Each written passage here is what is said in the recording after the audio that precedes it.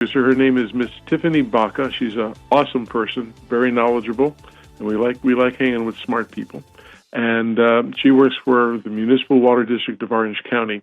And I know her title, but I guess she might say she has a new title or maybe an added benefit to that. And I'll let her come on. So, Tiffany, welcome back to the Water Zone. Thank you so much for having me again. How are my two favorite radio hosts? Awesome, Tiffany. Thank you. We're good. So, just to catch up and for people to get to know you who haven't listened before, why don't you tell them what your title is, and clarify if it changed or you got extra responsibilities because you're a superwoman. You're a woman you're a wow woman, a woman of water. You're absolutely right about that. Well, my title, I actually have two. One is the Public Affairs Manager for the Municipal Water District of Orange County, and I have worked here for 17 years this year. So I never really expected that. I stepped foot 17 years ago, very green. I knew nothing about water, but what I've learned over the years is that mostly everyone I've ever talked to in water fell into it. So we're at a critical point right now. Yeah. If there was a pun, I did do that on purpose. We fell and you've into been a it. splash, and you've been a splash ever since. Thank you. Ooh, very good. So I had been hearing about the silver tsunami, right, which is this impending workforce retirement where we're going to have these huge gaps, and I've been hearing about them since 17 years ago. We knew this was coming. We knew that it was going to happen, and the water industry it's a very interesting place. Energy is the same. We've never really had to recruit, right? Usually it's because you know somebody or my cousin works there or my friend works there. And so we're actually quite new at recruiting for jobs and retaining our employees and making this a really attractive place to work. I can tell you that everybody I know that is in water, you really can not meet somebody who doesn't say, oh, I've been here 15 years, I've been here 20 years, I've been here 45 years, and I'm going to now run for the board. So it's ironic that we fall into these jobs and then we stay forever. So there must be something to it. Yeah. Well, in 2020, I started, actually earlier than that, 2017, I started getting really involved in the education component of things. I started really paying attention to, providing value in education that connected students to their water supply, so that we're talking really young kids have that knowledge, that understanding, and that connection early. What a lot of water agencies and energy agencies do, we have these great education programs. Ours has been around for over 50 years, but we're kind of relying on teachers to continue to follow up, or we're not coming back to follow up and offer more resources. And that's just kind of how it's been. We do a great job. It doesn't mean that we don't, but if we really want things to stick, we need to make an investment in the education bit. So I attended a meeting where this really enthusiastic science teacher had formed a workforce alliance, and he was bringing water and energy industry together. He knew that this impending silver tsunami was a lot closer now, right? This is 2020, and he was a science teacher. He wanted to connect students to jobs. So I attended this meeting. For a variety of reasons, they couldn't continue operating. There were about 20 organizations in Southern California. I wanted to do something similar in Orange County, and he said, hey, do you want to take this over? 2020, pandemic, we kind of know what happened there. There was a big learning curve, but in 2020, I assumed the additional responsibilities of Executive Director of the Water Energy Education Alliance, or WEEA. And what we do is we're a bridge. We connect the dots between employers and educators and workforce organizations to make sure that we're building an engaged, skilled talent pipeline, right? We're on a mission to break down barriers to information and to expertise and resources, and we do that through a collaborative process. the fascinating thing is this thing had been running for about 2 years, 20 organizations, Southern California, great. We had no idea it was going to get so big. But we have grown now to more than 260 organizations across the state. It has become a significant part of what I do, and I'm thrilled about it because I'm passionate about it. I really believe in upward mobility. I believe that everyone should have the opportunity to participate, but we have to give them the tools and the opportunity to do that, right? You can't just assume people are going to step into these roles or find us or have these great careers. If we start early, we can start working with our educational systems to train employees that we need, that are skilled and ready to join the workforce. And that cuts out a lot of problems for us down the road. We can retain our employees longer. It saves us trillions of dollars collectively annually by this investment. And we're now creating these training programs collaboratively with education institutions, and we know our teachers. They're the biggest advocates that we can possibly have. So if you have a teacher who now knows that we exist and we have viable jobs, they've got 30 students a classroom, they've got 5 classrooms a year, that's 150 students that we can reach simply by engaging with them. So that's the gist of WEEA. It's grown a lot, and I'm excited to tell you more about it. Awesome. Hey, Tiffany, thanks so much for coming on again. Rob and I were so excited to have you back on the show, especially in a new role here. And boy, I'll tell you, I thought you had a full-time job before. So, this is sort of just something else extra for you to do, right? And it's still part of MWDOC, is that right? It is, yes. So MWDOC does lead and administer the program. I am so pleased to say we have sponsors that help fund it because I am a one-man show for the administration side of it. But let me just read off my list of sponsors because these guys are powerhouses, and I'm so thrilled that they're on board. And there's sponsorship opportunities for everybody. We wanted to make sure that you could enter at any level and you could collaborate to build these pipelines, to create awareness and address our 4 pillars. So the Metropolitan Water District of Southern California, Los Angeles Department of Water and Power, Tomorrow's Talent, Eastern Municipal Water District, Water Replenishment District, Molten Miguel Water District, Western Municipal Water District, more recently, Inland Empire Utilities Agency. We have California Community Colleges as an in-kind sponsor, as well as the California Environmental Education Foundation. So we went from this very small grassroots thing to something quite significant. And I can tell you, it's still other duties as assigned, but we are working on that because it can't be ignored, right? We had no idea it was going to grow this big. We thought it was just going to be this great little, grassroots collaboration. But people need this coordination.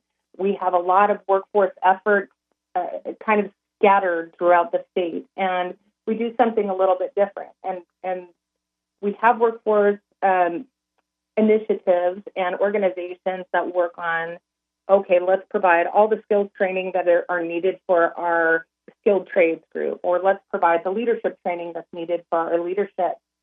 But what I learned and what I think has made us so successful is that when you open the door, when you let fresh air in, your plants grow. And this has grown significantly because we don't define leadership by titles. We don't say, you're a leader because you're a city council member or you're a board member. That is a leader, but you can also be a leader in public affairs, and you can also be a leader in human resources and conservation and engineering. And what's great about this is we now, because we've opened the door, and this really is what we're talking about when we're talking about inclusion and diversity, right?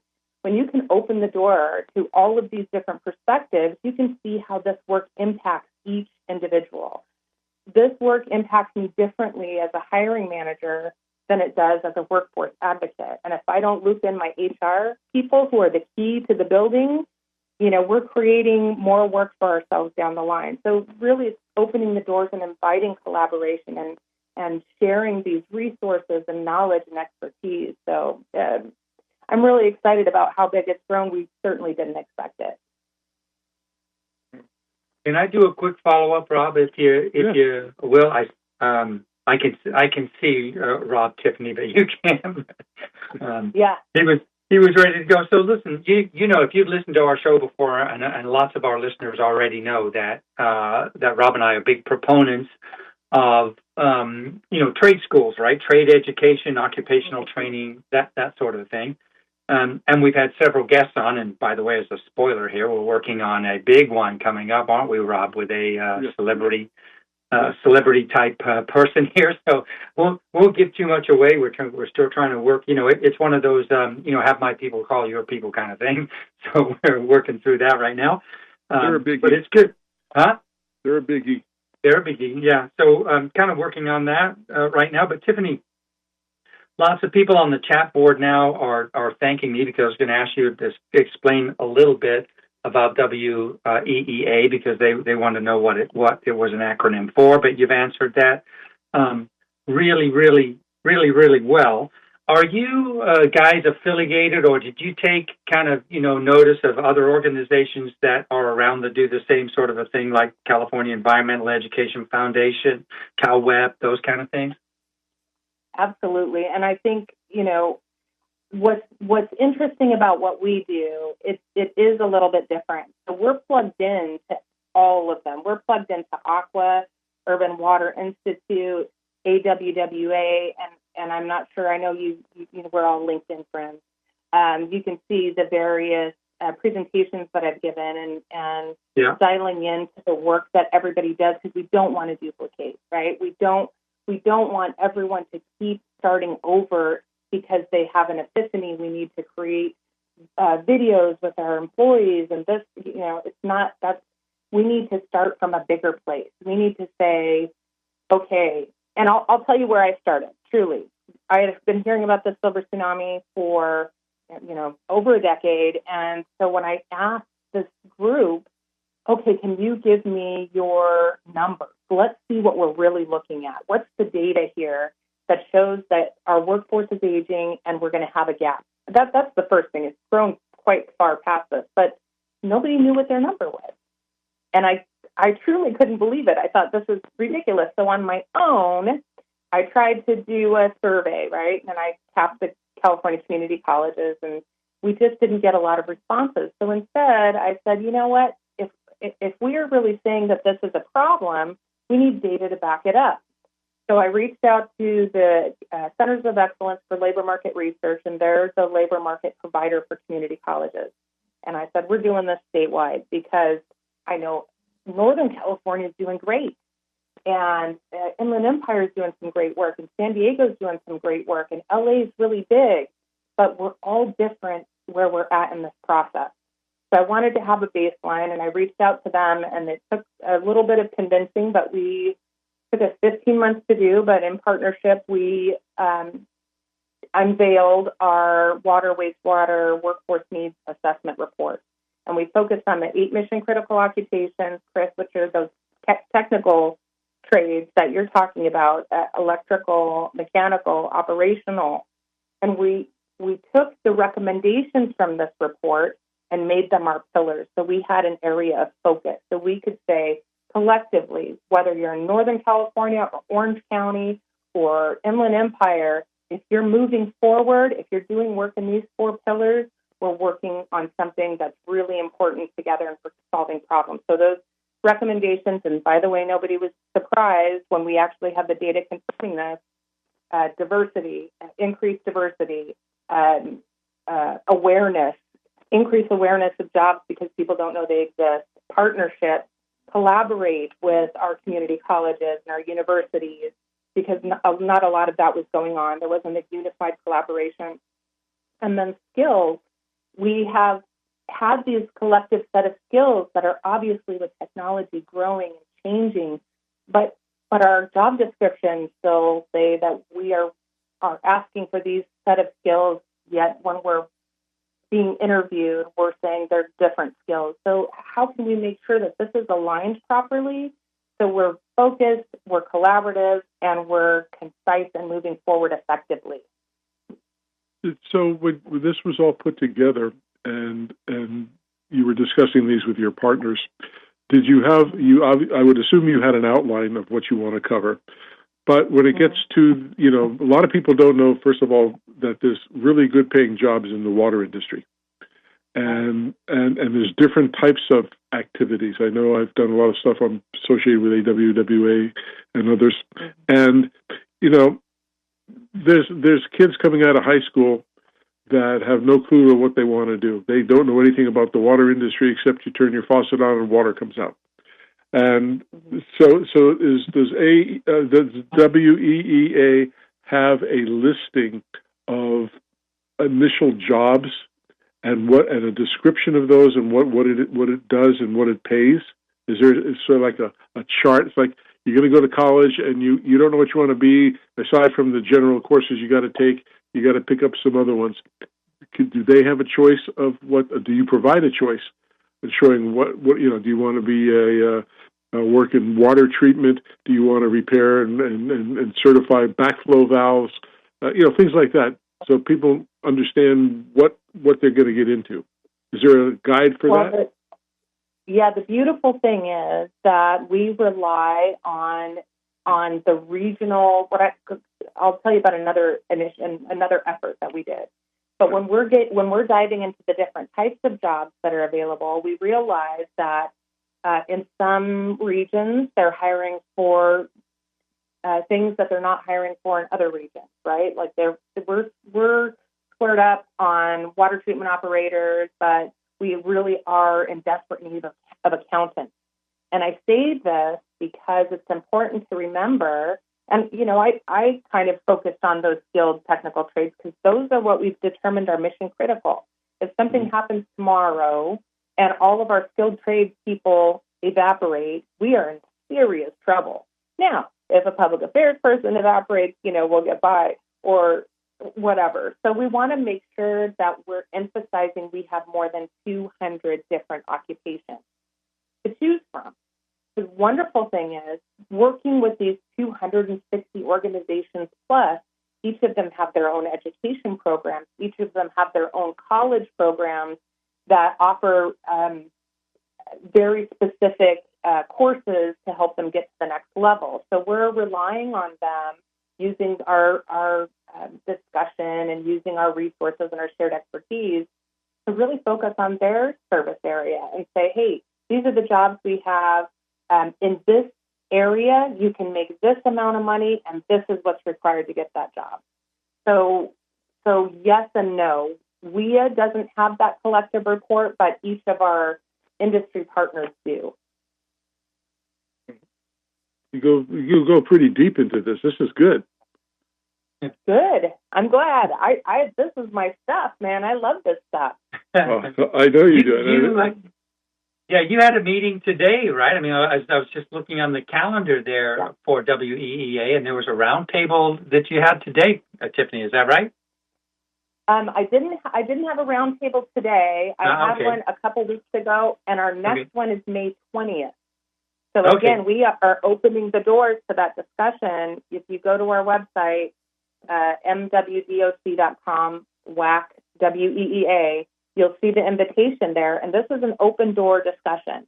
We do this meeting virtually, and our featured guest speaker will be Eastern Municipal Water District. They've done some innovative things with career technical education programs in their K-12 system. They've done some significant teacher training. They've created curricula to address some of the jobs that they're hiring for. It's going to be a great conversation, but what we also do in these meetings is we break out into regional discussions. So we take some of the examples from the presentation and we dive deeper into those regional discussions where we can focus on where we're at, not where somebody else is at. As long as we're moving forward, there are some regions who haven't even. Unknown participant is now exiting. Oh, we got a drop there. I wonder how that happened, Rob. I'm back. Hey, you're back. She's back. We were just talking about you. Funny thing. I love that you're so welcoming. That really makes me want to hang up and call back again. Well, you've been on our show a lot, and we've done a lot of projects together. between MWDOC and our company, and we're very happy about doing that. We still want to do more, and we got to talk about that. In fact, I was talking to Steve Creech about that the other day, so maybe we can get together and go forward with that. But my question I was going to ask you, I know you go to the Irrigation Association trade shows. Are you working with anybody there or talking to anybody there in their education portion for technical help? That I have not, and that's a great point. And again, with other duties as assigned, we're now starting to make an investment so that I can start understanding where we have gaps. And I love that you say this because we've been focused on utilities, and it's just where we're connected. But I really this next year want to focus on the irrigation industry, our engineering firms, our contractors, because there's a big, broad world out there with more than 200 jobs that can help us in this effort and help us understand their needs as well. Because the whole gist is we really need to get our next generation in place, and we need to develop the leadership that we have in place who are now going to be taking those roles when the older generations leave. And by the way, this is the first time in history we have 5 generations working together. Yeah. I was talking to Chris while we were waiting for you to come back in, and water agencies, for example, they hire people who know how to do water audits, perform water audits, and understand water management and things of that sort, which could be a great asset to anybody. There was a gentleman, and I just went blank. He started off at the water agency, Irvine Ranch Water, and then he went into smart controller business at Weathermatic. Chris, do you remember the gentleman's name? And he passed away. He was really a nice guy. Oh, sorry. I was looking at the next question. Was that Tom? Tom Ash. Did you know Tom Ash? No, I didn't. Super guy. Time ago. Really good guy. Really smart guy. Very good in education stuff. Irvine Ranch. Yeah. And he was an awesome guy. He was a competitor. He became a competitor to my company, but we remained really good friends, and I really respected him. He wrote a lot of good white papers. Anyway, not to get off point, but I'm saying I think there's a lot that people from the Irrigation Association or industry can help, Phil. And people want to, kids. My kids are grown, but they think when they turned 18 and got more, they can go and get a job for $100,000. Well, that doesn't really happen that fast. But you got to have skills. You got to have skills and learn that. So I think it's important. Chris, go ahead. Yeah. No, I was just going to say I want to get a little deeper into the weeds a little bit, if you will here. But do you when you go through these all the implementations and things that you do, are you focusing on a certain young person at in high school or in college, or do you go all the way back to like kindergarten? I mean, where do you start? I love that you asked this question. Because what we've discovered is that kids pretty much have a solid understanding of what they hope to be by 5th grade. I didn't know this. I learned this recently. No. What I did know is based on my own experience, I learned from my surroundings. I grew up very poor. I don't know if you guys know this about me. I grew up very poor in a single parent household. My mom had multiple jobs, including construction worker. She worked at a doctor's office, but I didn't know what my options were because it wasn't illuminated for me.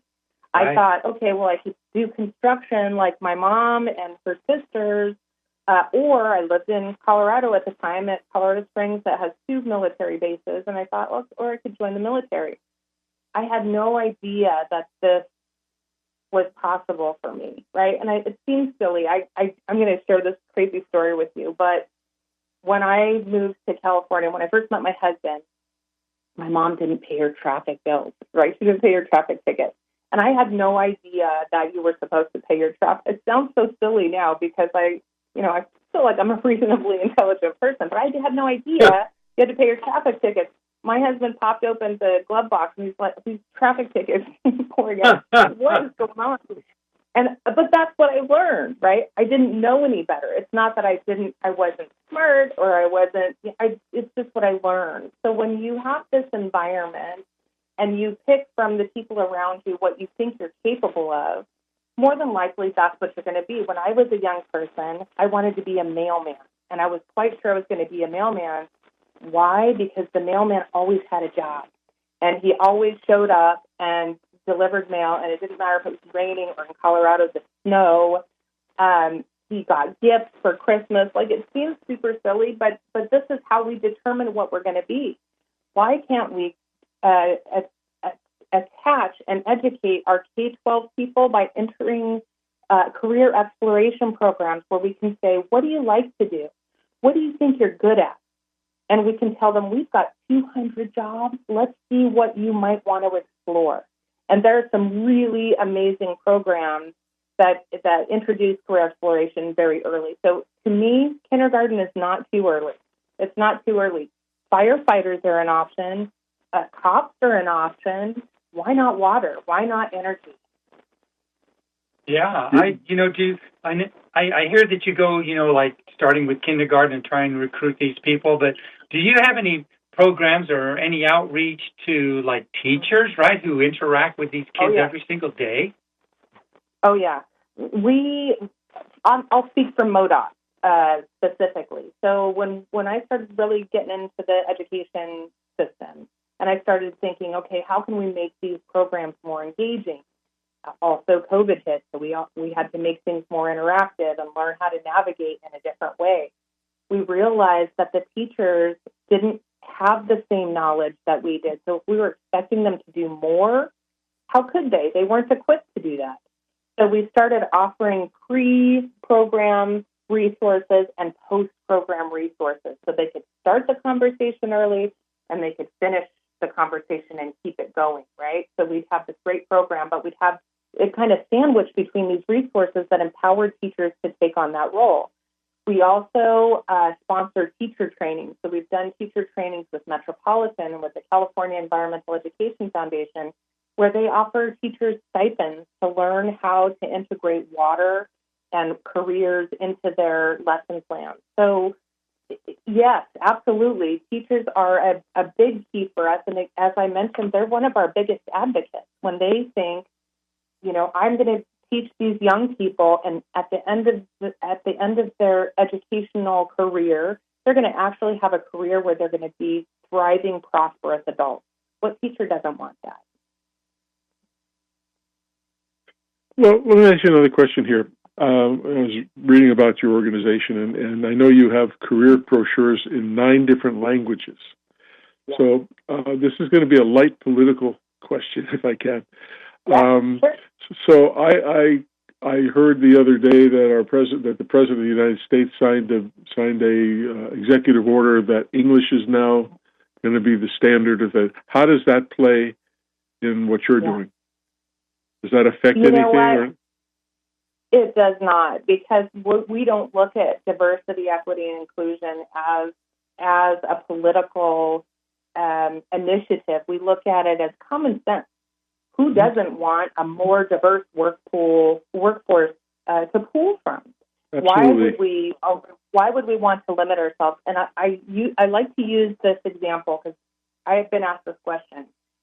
If you and I and Chris were to get together in a room and we were to do an exercise where we look at each other physically and we notate all of our differences, and then we were to get into our backgrounds and we were to notate all the differences there, what an amazing group of people to tap various networks, to tap various interests. I have people, and you guys know this, that I'm an artist, and I have been for a long time. But what's fascinating, I have people who say, oh, you're an artist, so you just are barefoot and you go hug trees. And, I hug trees for a different reason. I hug trees because trees give us air, so that's kind of important.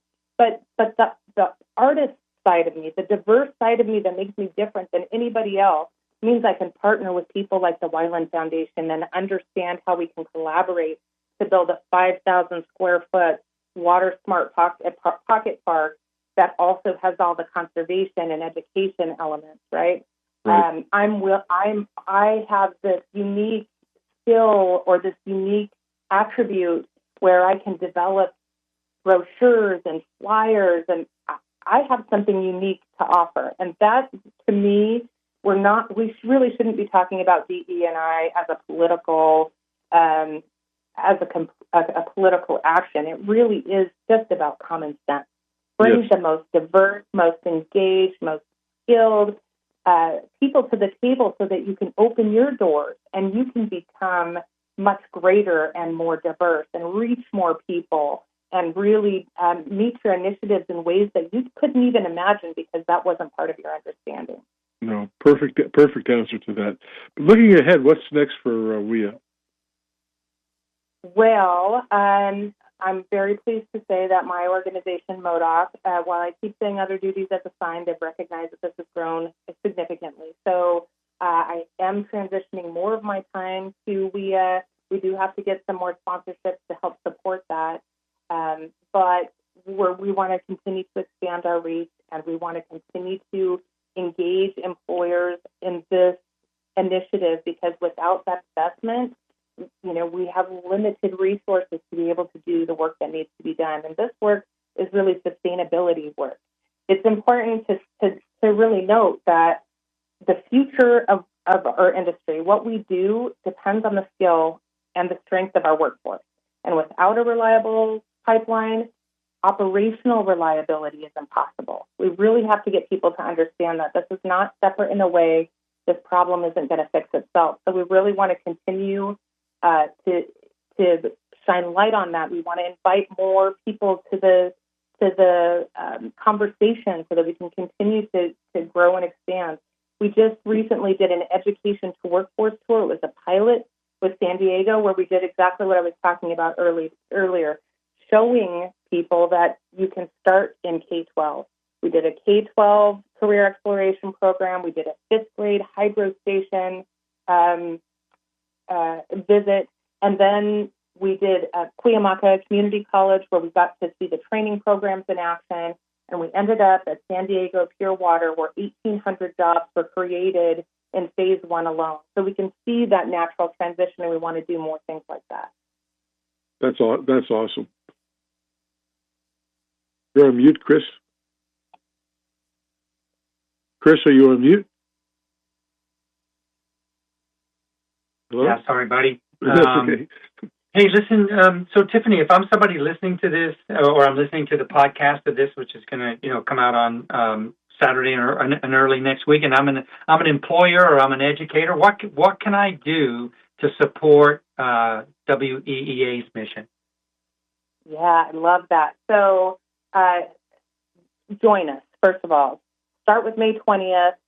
See what you're getting into. You can go to our website at MWDOC.com, WAC, WEEA. You can look at the report. You can download the brochures in 9 languages, use them, put your logo on them. They're a free resource. And might I say, there's more than 100,000 of those in print across the state, from small organizations that don't have access to resources to after-school programs.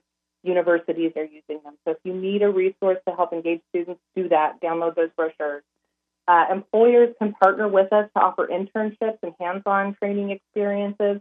We have partners in place now who are engaged with young people, who are teaching them the skills, and we're not just talking about the technical skills, but we're also talking about the essential skills like communication, collaboration, and what we used to call soft skills, right? They're those essential skills. So you're getting these trained, ready, focused students who can jump right into an internship. If you're an educator, you can help us raise awareness of industry careers and integrate career exploration into your lesson plans. And then for anybody else who wants to join this effort and participate in a bigger way, we have sponsorship opportunities to help support the effort, and you can also see that on our website. Yeah, I think that's perfect because there's so many people that are partially through their career, right? And they would be a great fit in this industry that just got a few, like skills gaps, right? And you guys are there to help. Absolutely. And we also do focus on transitioning military who have a lot of skills already, those leadership skills to maybe fill some of those leadership roles. Transitioning adults is a perfect way to say, hey, maybe you just need a certification, or maybe you have a career in communications or accounting or human resources that you want to join us, we're here for that. Excellent. Hey, we got to turn this over back to NBC Radio. We do appreciate you coming on. We're going to work together with Steve Creech and the Mayor's Challenge for Wyland's Mayor's Challenge this year.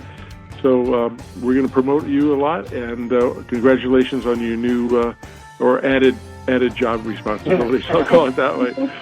So anyway, fortunately, I'm very pleased about it. All right, we got to go. Stick around. Don't hang up. We will talk to you right after this, and we appreciate you coming on and giving us an update. And it was awesome. You are an awesome person. Thanks. My pleasure. Thanks, guys. You're welcome. And whatever Chris and I always tell our listeners at the end of the show is, please help keep our planet blue. If you like green, you got to have blue. Good night. We'll talk to you next week. Have a good weekend. Thanks, everybody.